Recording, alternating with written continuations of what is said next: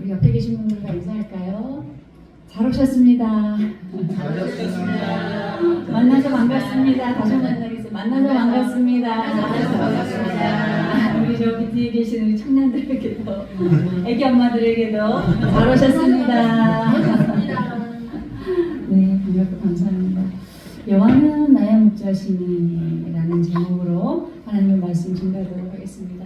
혹시 우리 성도님들 중에 고난이 없는 분 계신가요?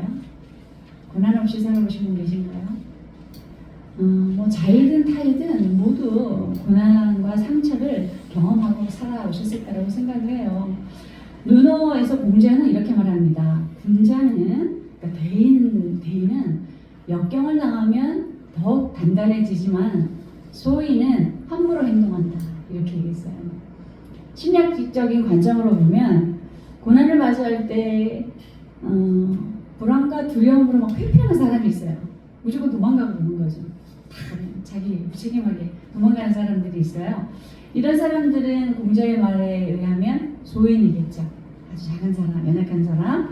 그러나 넘어지는 것을 두려워하지 않은 해결형이 있어요.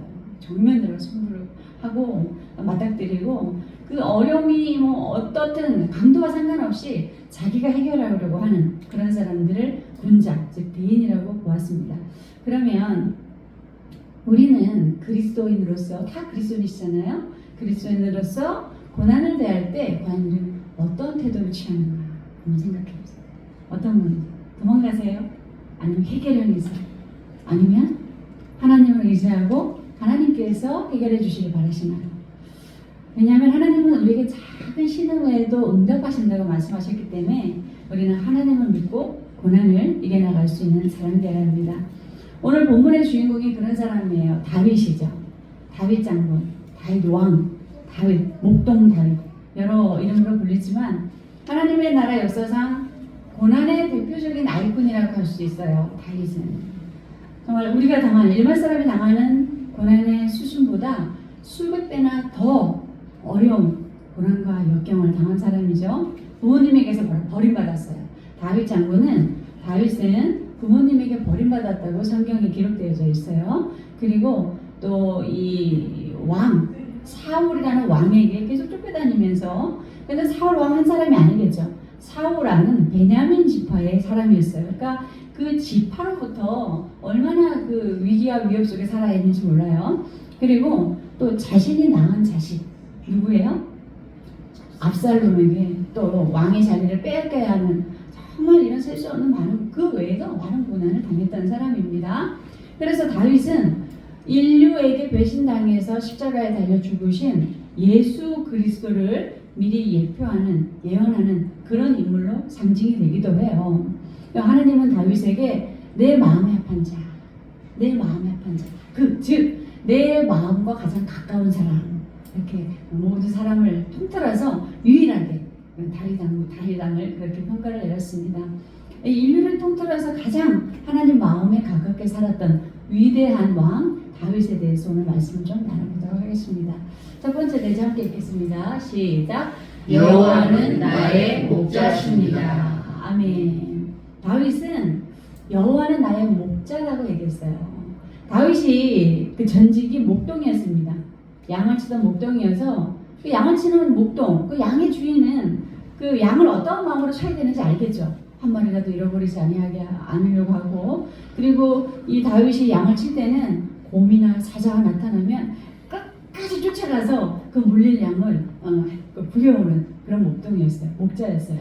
그런데 자신이 하나님 앞에 살다 보니까 하나님께서 자신을 끝까지 지켜주시는 그런 목자였다는 거예요. 그래서 여호와는 나의 목자다, 이렇게 고백을 했어요. 다윗은 가난할 때도 부자일 때도 한 번도 하나님을 향한 그 신실함이 달라진 적이 없었습니다. 하나님 되심을 인정하면서 죽는 그날까지 하나님께 통치받는 그런 인생으로 살아갔어요. 시편 100편에 보시면 시작.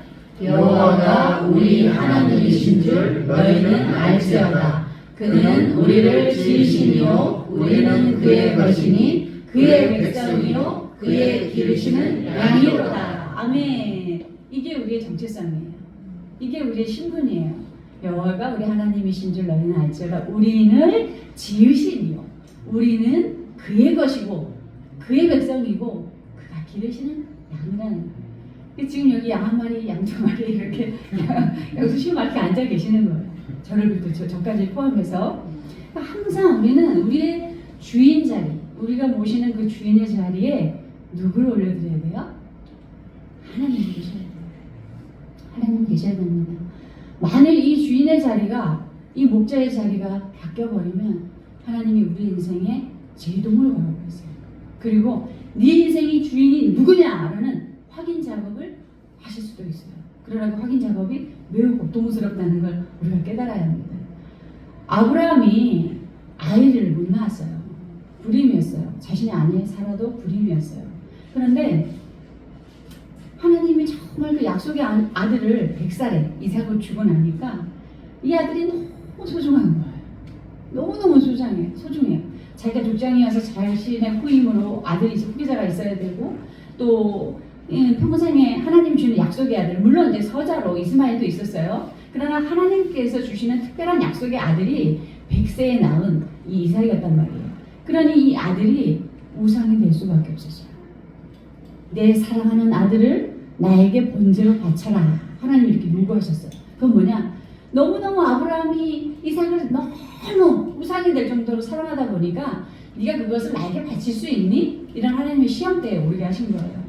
그랬을 때 자기 아들을 그 번제단에서 죽여야 되는 그 과정에서 하나님 앞에 그 자신의 아들을 각을 떠서 그 불로 태워서 그 자신의 아들이 죽은 그 향기를 하나님 앞에 올려드려야 되는 그 과정을 하나님 겪게 하셔요. 그런데 정말 이 아브라함이 내가 정말 이 자식이 아니라 나의 주인은 하나님이구나 라는 것을 경험한 그 무렵에 칼을 들었을 때 하나님께서 다 정지시키셨어요. 그래, 네가 나를 주인으로 하나님을 사랑하는 것을 알겠다.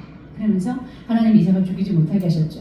또 야곱에게도 이런 일을 하나님께서 하셨는데 라헬과 요셉, 야곱은 아내가 둘 있었어요. 그리고 또 이 종으로 얻은 아내가 둘 있어서 4명의 아내가 있었어요. 그런데 이 야곱이 가장 사랑했던 아내가 누구죠? 라헬이었어요. 너무너무 사랑했어요. 그 사랑하는 아내가 낳은 아들이 누구죠? 요셉을 너무너무 사랑했어요. 근데 하나님께서 이 야곱에게 12아들이 있었지만 이 야곱은 정말 내가 야곱을 제일 사랑해, 제일 아껴 라는 그 징표로 항상 좋은 것만 입혔어요. 그 아들만. 그러니까 누가 봐도 야곱이 편애하는 것을 드러날 정도로 그 아들에게 그렇게 좋은 옷을 입혔고 라헬도 그렇게 끔찍하게 사랑하는. 그런데 어느 순간 요셉이 17살이 됐을 때 그 아이를 하나님께서 잃어버리게 하는 과정을 겪게 하세요. 아이를 잃어버리게 하세요. 그리고 또 이제 이 길을 떠나서 자신의 삼촌을 피해서 길을 떠날 때 자기가 너무 사랑하던 라헬이 그 중간에 죽는 것을 경험하게 해요. 하나님께서 야곱이 가장 사랑했던 것을 그대로 가져가셨어요. 그랬을 때 야곱은 자신이 우상 삼았던 것을 내려놓고 주인이심을, 하나님이 주인이심을 확인하는 그런 과정을 겪어야 했다는 거예요. 우리도 우리의 주인이 되시는, 목자에 되시는 그 자리에 하나님 외에는 아무것도 올려놔서는 안 돼요. 돈도 안 되고 자식도 안 되고 아내도 안 되고요. 내가 좋아하는 그 무엇이 있어서는 안 돼요. 그러면 하나님께서 강력하게 제동을 거시고 그것을 잃어버리게 하는 상실의 경험을, 뼈아픈 고통을 주실 수도 있어요. 그 교훈은 어쩌면 우리가 질병을 당할 수도 있고 심하면 죽음이 될 수도 있어요. 그제 호스피스 갔더니 이제 죽음을 앞에 둔 어머니를 가운데 두고 기독교 믿는 자식들과 유교를 믿는 자식들과 이 제사해야 된다, 기독교를 장례해야 된다, 막 팽팽히 맞서서 어머니가 지금 임종실에 들어가 있는데, 그래서 저는 상담을 요청해서 이 기독교 예수를 믿는 분들과 얘기를 했는데 너무 이분들이 지금 너무 강권적으로 이 갈등이 심하다는 거예요. 그래서 제가 말씀을 드렸어요. 우리의 주인이시고 우리의 목자 되신 하나님의 뜻대로 하세요. 그 뜻이 뭘까요?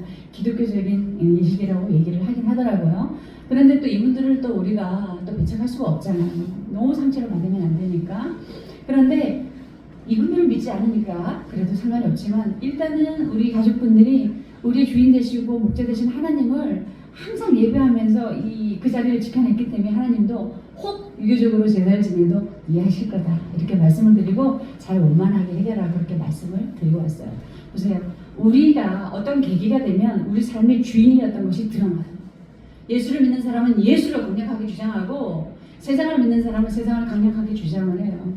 지금은 우리가 자신이 원하는 대로 살아가는 그 시대를 포스트 모더니즘이라고 합니다. 지금 시대를. 이건 뭐냐면 내가 좋아하는 것이 진리라는 거예요. 내가 좋아하는 것이 강력한 진리가 되어서 내가 자동차와 결혼하고 싶다 그러면 자동차와 결혼할 수 있어요. 내가 고양이와 결혼하고 개와 결혼하고 심지어 악어와 결혼하는 사람도 있어요. 별의별 사람들이 다 있어요. 근데 이 사람들이 사실은 장애예요. 이 타락한 세상의 장애예요. 그런데 제가 심리학을 공부하다 보니까 별의별 것을 다 사랑하고 그것과 결혼하고 싶다는 사람들이 있어요. 장애를 가진 사람이죠. 지금 그런 시대를 살아가요. 그런데 우리가 곰곰이 생각해 보면 이 자기가 좋아하는 대로 행동했을 때에 만약에 동성애 결혼이나 동물과의 결혼이나 이런 물건과의 결혼 이런 것들은 생명을 이어갈 수 있어요, 없어요? 생명을 이어갈 수 없어요. 하나님의 나라는 생육과 번성이 있어요. 하나님의 나라에 생명이 번성되어진 데 있어요. 근데 사단은 생명이 번성되어지는 것을 막아요. 결국 주인은 누구예요? 이런 장애를 가진 사람들의 주인은 누구예요? 사단이라는 거예요. 사단이 조종하고 있다는 거예요. 목사의 아들이었던 니체는 기독교는 죽었다. 그리고 더 나아가서 하나님은 죽었다. 이렇게 세상에 선포를 했어요. 하나님은 죽었다. 신 자체가 가장 오래된 거짓말이다. 이렇게 세상에 자기 철학적 사유를 다 쏟아놓고 결국 그는 인생 말년에 정신병원에서 10년간 고통당하다 죽어갔어요. 그래서 기독교 학생들이 하나님을 믿는 신실한 기독교 학생들이 앞에는 니체 신은 죽었다 이렇게 써놓고 뒤에 니체 너는 하나님께 죽었다 이래가지고 어떤 좀 이렇게 대항하는 그런 캠페인도 한 적이 있었어요.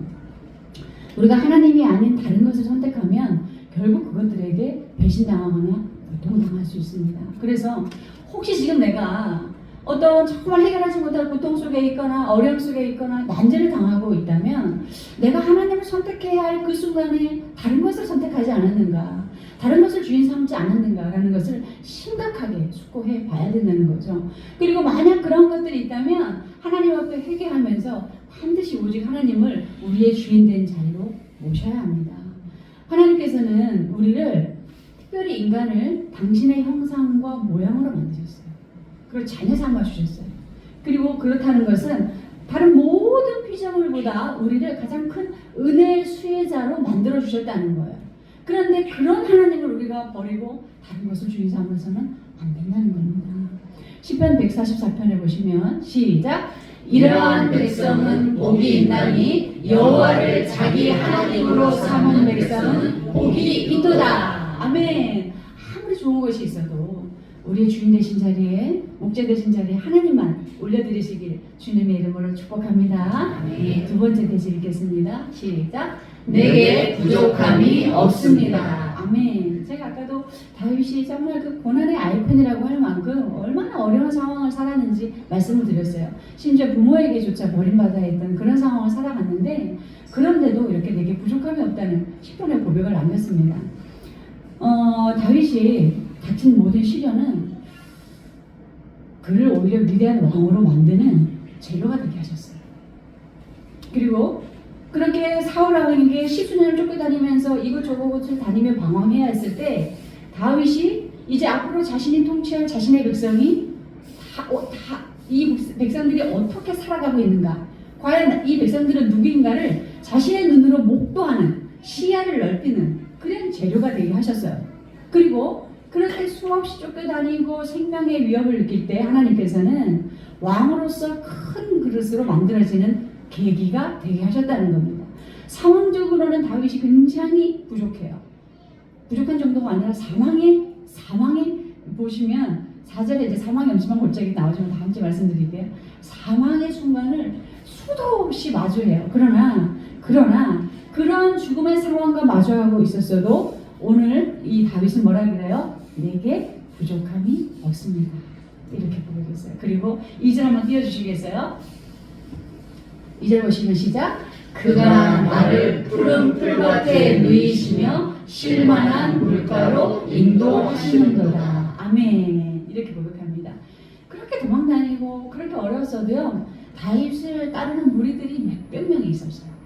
다윗을 따르는 몇백 명의 무리들이 있었고, 그리고 압살롬 아들이 반역해서 왕의 자리를 빼앗았을 때 오히려 그것을 계기로 이스라엘이 통일 왕국을 맞이해요. 그러니까 이스라엘 전체의 왕이 되어지는 거죠. 이 쫓겨갈 때는 한 부분적인 왕이었어요. 그런데 압살롬의 그 사건을 계기로 해서 온 이스라엘의 왕이 되어지는 그런 사건이 일어납니다. 그래서 다윗은 하나님이 나에게 부족함이 없다 이렇게 얘기를 하죠. 우리도 부족한 순간이 있어요. 우리도 결핍의 순간을 맞이할 때가 있어요. 그러나 그 순간이 우리에게 하나님의 채우심을 경험하시는 시간이에요. 경험하는 시간이에요. 그래서 우리는 사람에게 아쉬운 소리 하면 안 됩니다. 물론 우리의 마음을 이야기할 수 있겠지만, 사람에게 매달리거나 사람에게 무엇을 얻으려고 이렇게 사람을 쫓지 말고 하나님께만 우리의 부족을 고백하고 기도해야 돼요. 왜? 하나님은 이미 다 알고 계시기 때문에 그래요. 성경에 보면 남편 없이 아들만 데리고 사는 가난한 가부가 있는데, 당장 그 집에 이제 한 끼로만 밥을 해먹고 이것을 더 이상 먹고 나면 없는 기근은 계속 되어지는데, 그래서 이 가부 아들은 죽을 수밖에 없는 그런 운명에 처해져 있습니다. 그런데 하나님께서 그 가부의 사정을 너무 잘 아시고 그 가부에게로 누구를 보내죠? 엘리야를 보내세요. 그래서 너희 집이 이렇게 가난한 걸 다 안다. 그러면서 이제 기근이 있지만 너희 집에는 이 통에 가루가 곡식이 기름이 끊어지지 않도록 해주실 것이다. 누가? 하나님이. 그 말이 끝나자마자 정말 그런 기적이 일어나고 기근이 끝날 때까지 그 집에 이 풍족한 양식이 떨어지지 않는 그런 복을 받아요.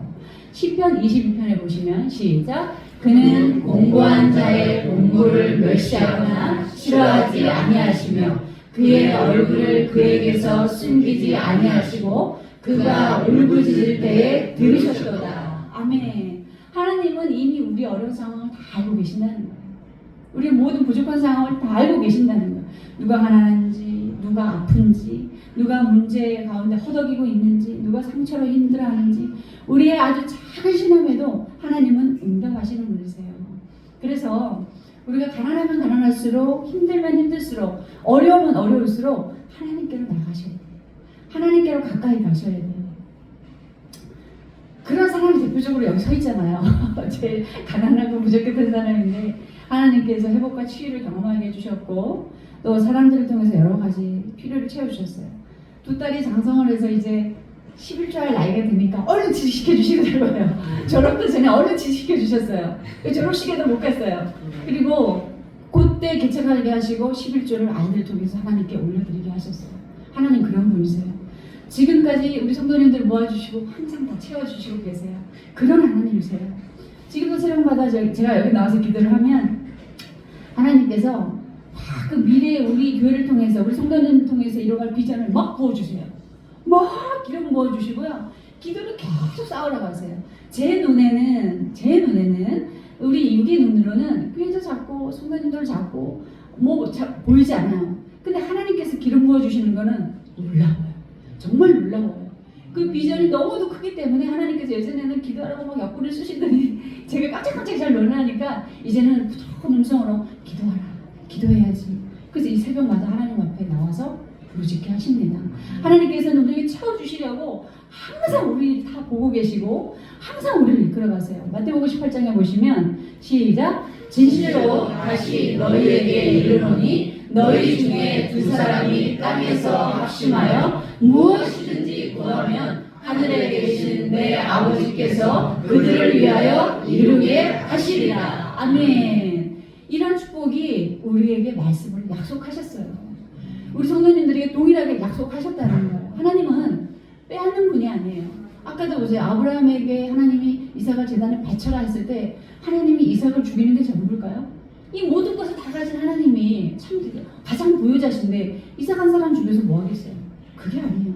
하나님께서 우리에게 더 많은 것을 주시려고 우리가 가지고 있는 것을 잠시 잃어버리게 하실 때가 있어요. 하나님은 운성상, 제가 항상 말씀드리지만 하나님은 운성상 어떤 분이세요? 주시는 분, 채워주시는 분, 차고 넘치도록 채워주시는 분. 그래서 우리에게 부족한 것이 있다면 하나님께 기도하고 기다리세요. 기다리지 못해서 문제예요. 우리가 인내심이 없어서. 우리가 꼭 필요한 것이 있다면 하나님께 기도하고 기다리시면 됩니다. 믿고 기다리면 하나님이 반드시 우리를 위해 일하십니다. 왜? 우리의 목자이시기 때문에. 네, 우리에게 부족함이 없는 그런 하나님을 꼭 간증하는 우리 성도님들이 되시길 주님의 이름으로 축복합니다. 네. 세 번째 대지 읽겠습니다. 시작. 의의 길로 인도하십니다. 아멘.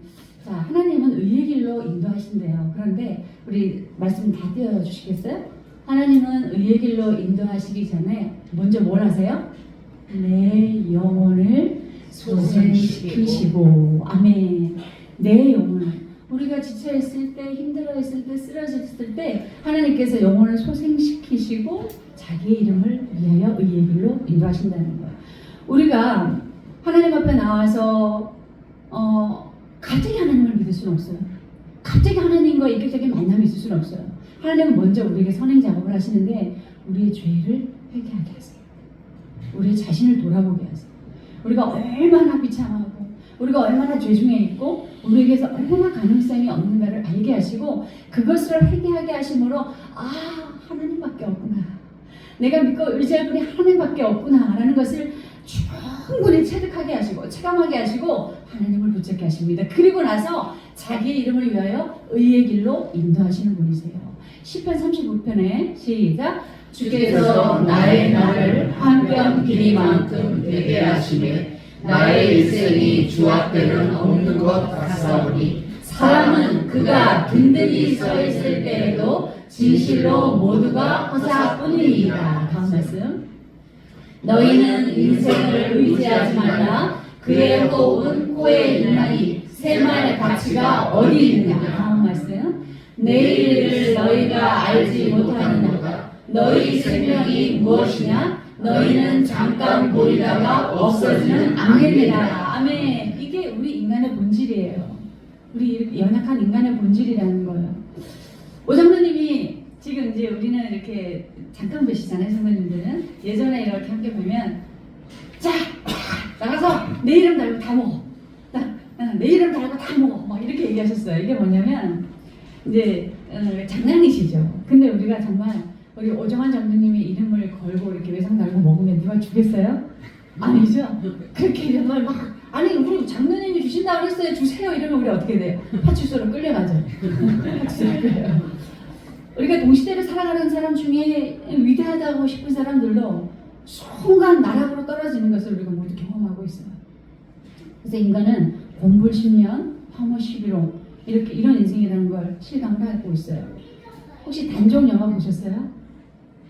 단종 영화 보면은 단종이 유명세를 타는 이유도 뭐 잘 만들었기도 했겠지만 왕실의 혈통에서 태어났어요.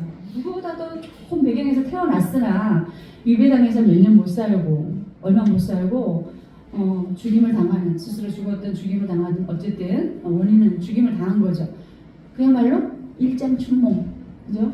우리가 금수저 뭐 이렇게 얘기하잖아요. 그렇게 태어났으나 그러나 잠깐 그렇게 왕자로 살다가 정말 폐기당하고 이런 슬픈 인생을 살아갔어요. 인간은 우리가 우리 자신을 돌아봐도 그렇죠. 누구도 자진해서 스스로 의의 길을 갈 만큼 대단하지 못해요. 성경에는 의인은 없나니 한 사람도 없다고 이렇게 얘기해요.